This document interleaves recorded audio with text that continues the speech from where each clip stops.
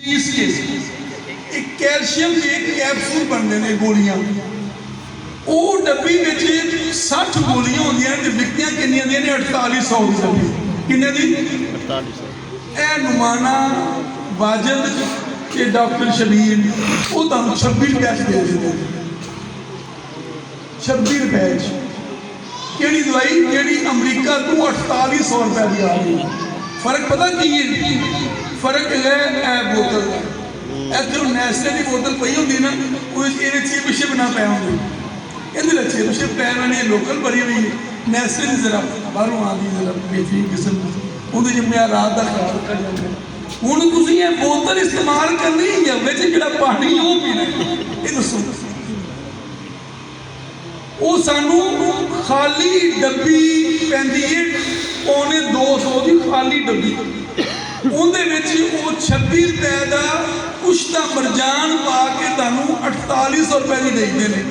उन्होंने पै गई 200 ते 15 रुपए की डब्बी, बेची उन्होंने 4800 रुपए की। इन्होंने रुपये वाली प्लास्टिक की डब्बी ली, उहदे हाथ नाल गोलियां बना के तुहानू दे दित्तियां, वो पै गया तुहानू 26 या 30 रुपए की, 36 रुपए की, 40 रुपए पै जाने। चलो ला लो 40 कर लो, 48 भी कर लो, 50 भी कर लो, कोई बचत भी रखनी है। घोड़ा घास से गाड़ी लगाएंगे तो खाएगा। तो ये है तहकीक। अगर तहकीक नाम है ज्यादा मुनाफा कमाने का तो हकीम के लिए करते हैं। अगर तहकीक है दवाई को मरीज के मुताबिक इस्तेमाल करने पर ये करते हैं। ये एक ही गौदंती को ग्लो जो हमारी ये पाई जाती है, बेल पाई जाती है अक्सर घरों में, आकाश में, ठीक है नहीं, ग्लो और चीज, ग्लो के पानी के साथ इसको रिएक्शन करवाएं तो ये बुखार के लिए ठीक है। इश्क बेचे के साथ इश्क लड़ाएं तो किसी और काम के लिए ठीक है, ठीक है ना। मुख्तलिफ जड़ी बूटियां बदलते जाए, दवाई की अफादियत फर्क होती जाए। एक कहते हैं डॉक्टर शबीर ने कुश्ता गौदंती बुखार वास्ते इस्तेमाल कराया, भट्टी साहब ने कुश्ता गौदंती कुव्वत बा वास्ते इस्तेमाल करा देता है, ताहिर वाजिद ने कुश्ता गौदंती लकोरिया वास्ते इस्तेमाल कराता है।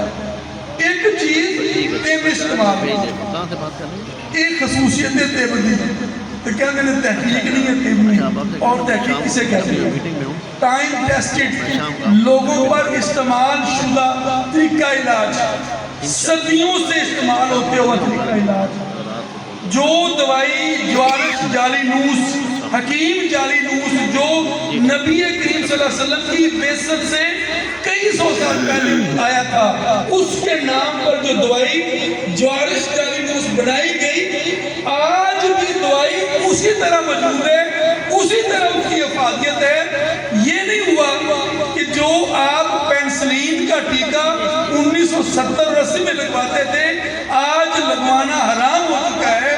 वो ये नहीं कहते जो कल दवाई बनाई थी वो फायदा मंद थी, आज दवाई अगर इस्तेमाल करेंगे तो मौत देगी। कल वो कहते थे कि ये माँ का दूध पिलाएंगे तो छातियाँ खराब हो जाएगी, आज वो कहते हैं कि माँ का दूध नहीं पिलाएंगे तो ना सिर्फ छातियाँ खराब होंगी बल्कि बच्चे की नशुमा भी नहीं होगी। तो तहकीक कुल्लू शैन यर्जू इला असलिही, हर चीज लौट कर अपनी असल की जानब आती है। कल कहते थे देसी घी के इस्तेमाल से दिल के अमराज बढ़ते हैं, साह चढ़ जाता है, जोड़ रह जाते हैं। आज की कहते हैं देसी घी इस्तेमाल नहीं करेंगे तो दुनिया का एक बेहतरीन विटामिन ई और विटामिन डी से महरूम हो जाएंगे, आप दिल के अमराज में गिर जाएंगे। कल कहते थे कुकिंग ऑयल इस्तेमाल करो, आज कहते हैं देसी घी इस्तेमाल करो। तो सच्चा कौन हुआ? जो कल बात करता था, कल भी कहता था कुदरती इलाज के मुताबिक तिब्बे यूनानी अपने खित्ते के इलाज के मुताबिक इलाज मुआवजा करना कल भी फायदेमंद था, आज भी फायदेमंद। अब एक बात करूंगा मैं हिजामा से मुताबिक, कहते हैं self example is best example. मैंने अपना शुगर का टेस्ट करवाया। एक होता है, आपको पता है 3-4 महीने वाला टेस्ट होता है HbA1c।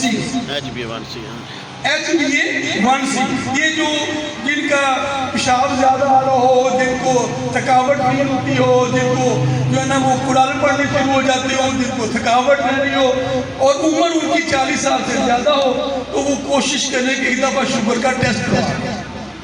HbA1c मैंने अपना टेस्ट करवाया। मेरा जो टेस्ट है वो बॉर्डर लाइन शुगर की तरफ ऊपर चला गया। मैं भी सब मरीजों की तरह परेशान हुआ, खुद ऐ की हो गया। मैं तो बड़े कम करने से मैं तो रह गया हूँ।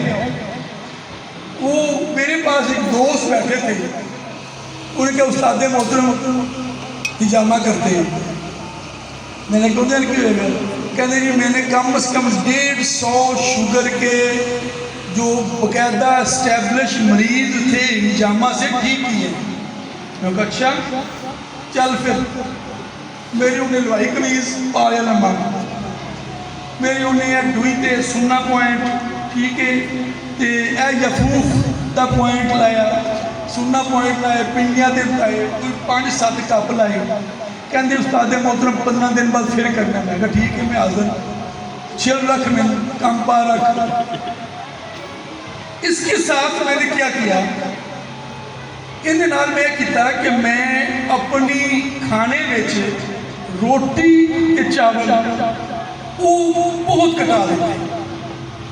मैनू भट्टी साहब कहते तुहानू वेख के असीं चावल खाने शुरू किए, तुसीं उन्हें आप चावल नहीं खाते, सानू चावल दिलाते हैं। अच्छा मैं दसा नहीं किसी भी दोस्त में ना, मैं वो चावल ते रोटी घटा दी, बाकी हर चीज़ घटा दी। नतीजा की होया, मैं घर ग्लूकोमीटर हैगा सी, मैं हूँ हर दूसरे दिन कभी नाश्ते तो पहले कभी नाश्ते तो बाद शुगर चेक की है। 3 दिन पहले भी मैं नाश्ते तो पहले शुगर चेक की, मेरी 94 सी। माशाअल्लाह। मैं कई बार फिर मैं कहने हूँ बद परहेजी करके देखी। मैं फिर हलवा खाता अपनी रूटीन के मुताबिक, गाजर का हलवा खाता, एक वो आया सी पेठे का हलवा वो खाता। फिर मैनू सोन हलवा भेजा हाफिज खुर्शीद साहब ने। जमान साहब सुन रहे हो? तो मैं क्या भी जरा सोन हलवा भी लिया, काफ़ी दिनों में वो भी खाता। फिर मैं टेस्ट किया तो मेरी रिपोर्ट आई खाने तो बाद 134। This is hijama cupping therapy. साढ़े पुराने जमाने में सारे बुजुर्ग बैठे हो, डॉक्टर शबीर साहब ने, जदों बरसात का मौसम आता सी ना, तो आम तौर पर साढ़े वड्डियां जिहड़ियां माइयां सन, दादियां नानियां, करदियां की सन, निम के नमोलियां सन वो देंदे सन पीस के या किस तरीके नाल। हुंदा तां कौड़ा काम सी, कदे पत्ते कदे नमोलियां वगैरह। वो की करदा सी, वो बरसात के मौसम में जिहड़े सानूं फोड़े फिरसी जल्दी अमराज होंगे सन ना, उनके को बचाने का जरिया सा।